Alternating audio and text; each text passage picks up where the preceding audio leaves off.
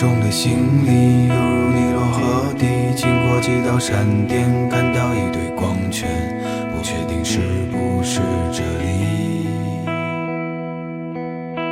我看到几个人站在一起，他们拿着剪刀摘走我的行李，擦拭我的脑袋，没有机会返回去。直到我听见一个声音，我确定是你，可你怎记得我？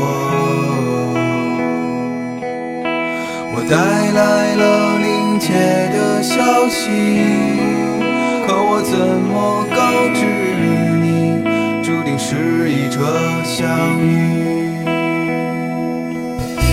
我记得这里是片树林，后面有个山坡，山坡上的枣树，每当秋天到来，我们把枣装满口袋。